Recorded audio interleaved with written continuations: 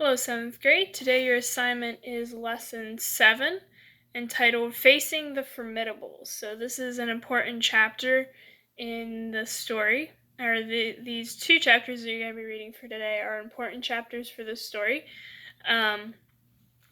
The story so far, the Penners are a family originally from Russia that are now living in East Germany as refugees, and they are living in the fear of being discovered that they are truly Russian, and they're afraid that they'll be taken back to Russia. So their youngest child, Lenny, got sick, and the father, Hans, took her to the hospital where she died. Meanwhile, the Penner's neighbor, Tante Annie, was verschleppt, or taken away in the middle of the night, back to Russia, probably to Siberia. So Maria and the other two children fled in the middle of the night, and they went to the hospital to find Hans and Lenny, and they just missed each other. Hans left because Lenny had died and he went home, and Maria and the two children went to the hospital only to find out that Lenny had died and Hans had already gone back home. So they missed each other and they got separated. So Maria and her children decided to head west, and they ended up living on a gut with Wilhelm Mayer and his wife for a time, until Hansi stole some carrots and got in trouble, so they had to leave again. So that's kind of where our story picks up. They had just left the gut and are now moving westward, living in a hospital because Maria was not well. One thing you should take note of, read the page about MCC. They're a relief organization that helps people in areas of need. And a little fun fact, my dad actually served with MCC in Bolivia for 3 years back in the 1980s, I think. So it's been a little while since he served with them, but yeah, my dad served with MCC when he was probably about my age. So I'm going to be reading, your assignment is to read chapters 13 and 14 and do numbers 1 to 21, I believe. Yes, numbers 1 to 21. So I'll read you chapter 13, and then you can read chapter 14 on your own, and that will be your assignment for today. Alright, chapter 13. It was fall, restless, frustrated weather. A moody north wind expressing its disquietude by tumbling the sensitive brown and golden leaves headlong to the ground, where they lay awaiting another sweep of wind or the rambunctious prancing of a squirrel. Maria sat in the sun porch of New Niederwinden Lutheran Hospital, where she had been for the past 2 months, watching nature's little flurry, her thoughts as aimless as the irresponsible leaves. A bee, apparently aware that he was a trespasser on the sun porch, and wildly unhappy about his plight, flung his body against the pane, buzzing angrily. Maria listened to the slow, even tempo of feet outside on the pavement. It was not the heavy, insistent clicking of men going to work, nor the uninhibited feet of schoolchildren, but the responsible, tired feet of housewives on the many errands of their day, to and from in the little town. In an hour the monotonous plodding of the town women would give way to the shrill cries, teasing voices, and singing and blustering of the town's schoolchildren, homeward bound. Some of the more pale-faced ones would trudge along at the same dull tempo as their mothers, defeated beneath their heavy book-bags. Maria closed her eyes and wanted to be outside, out where the world smelled like life instead of medicine, where she could reach down and run her fingers through the good earth beneath her. She wanted to be out where the sky above her would stretch itself as a whole panorama of delicate clouds, instead of being confined within the large glass panes of the sun porch. Even more, she longed to lead her children westward again, to walk where there are more faces to search with the hope of finding Hans. Almost 7 months had passed, with a few more wrinkles Would a few more wrinkles enhance the dearness of that face? The feeling that Hans was alive, she could not believe otherwise, accelerated the beating of her heart and strengthened her determination to get well. Outside, the rhythmic motion of the leaves, their grasp on the limbs becoming weaker, kept sway with Maria's thoughts. She closed her eyes and remembered her native home, how desecrated by war and plunderings. Was not each familiar tree still standing in its appointed place, where her great-great-grandfather had planted it? Did not the sparrows still flutter about the house, and the berry bushes flourish to the west of the fence, even though the house and barn had been mutilated by unappreciative hands? If it were not for the unchanging quality of nature and the unalterable personality of the one who had made it all, Maria knew the insecurity of her existence as a refugee would be unbearable. Wrapped in her own little bundle of hopes and philosophies, Maria did not notice the sudden swish of starched uniform entering the room, nor did her ears catch the quick step of Sister Lisa as she came over to her bed. Seeing that Maria was either sleeping or deep in thought, Sister Lisa paused, laying down the armful of freshly washed linens, and looking once more at the envelope, obviously a telegram addressed to Frau Maria Penner. Maria! She opened her eyes, startled not so much by the presence of the figure in the starched blue as by the urgent way she had called her name. Maria, it's a telegram for you from the British zone. For me? But why would I be getting a telegram? Maria knew only one person in the British zone, a cousin whose address she had suddenly recalled one day since she came to this hospital. She had written to this cousin and received a letter in response, but that would not explain a telegram. Hans, could he be in the British zone?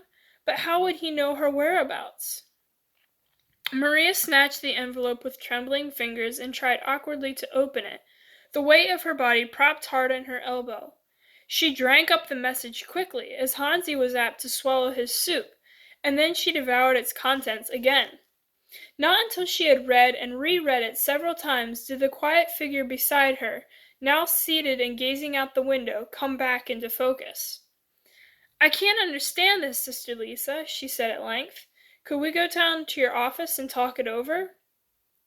Maria had been very tired and more than a little sick when she and the children had arrived on the train in Niederwinden.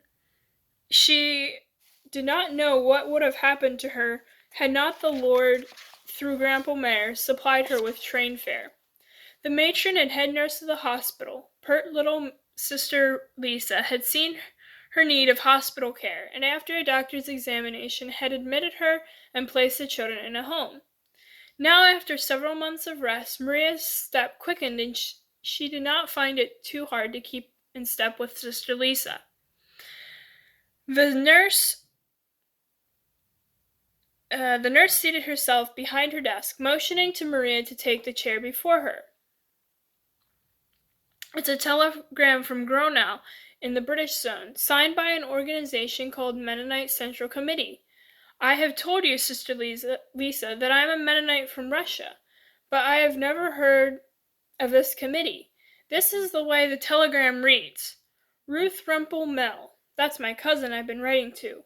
Concerned about your health. Stop. Suggest go to Schneefheim. What do you think this means?" Sister Lisa thought for a long moment, then reached into the drawer of her desk for a map. "Schneefheim, you know, Maria, is only a few kilometers on the other side of the zonal border. Come here and I will show you where it is. Since Niederwinden is about half a day's walk from the border, I would say that the distance from here to Schneefheim is no more than 35 kilometers. It's not the distance that stands between you and getting to Schneefheim. I know, it's getting across the border. But do you think there's a health resort there? Or could this be a trick? Apparently, Maria, your friends are conniving to get you across the border. They are probably more concerned about your political health than your physical health at the moment. Would you go if you were me?" Sister Lisa's face became grave. I'd hate to see you try it alone. People living close to the border tell me that they hear shots every day. Suppose I try to beg my way across." The woman on the other side of the desk shook her head sadly. "I don't think there's much use trying that. It would be a waste of time. A long walk with the children to no avail."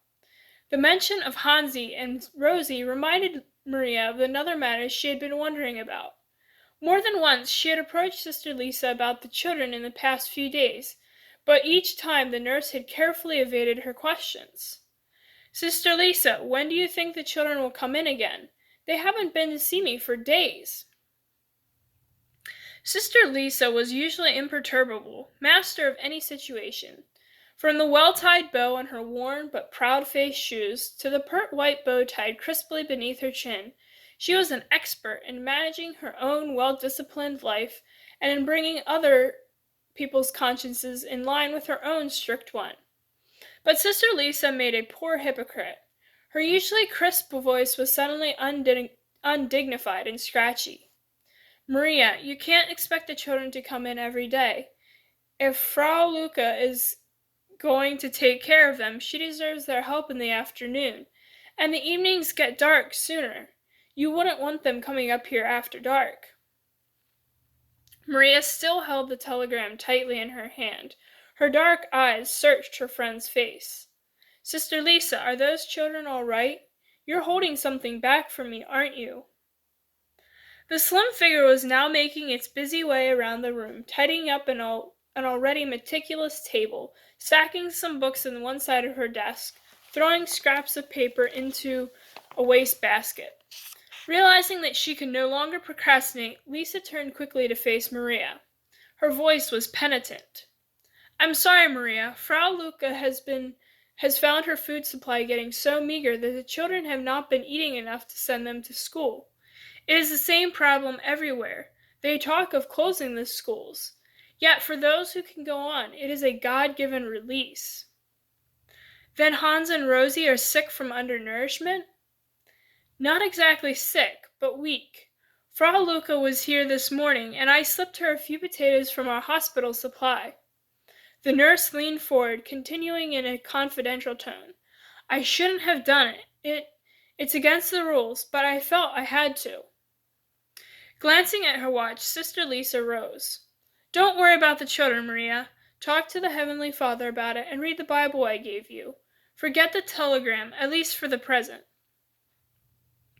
Thoughtfully, Maria returned to her room and crawled into bed, where she lay staring out the window without really seeing anything in the landscape before her, not even the children now coming from school. Why watch them if Rosie and Hans were not along? Could it be that her children's need for food and the strange telegram had come at the same time for a purpose? Was she well enough to consider making another journey westward? One question confronted Maria above all others as she turned her problem over in her mind. Could she and the children get across the border safely into the British zone? Every refugee knew how carefully international borders were guarded, how signs of warning, armed policemen, electrified barbed wire, and well-trained guards were ever on hand to prevent illegal crossing.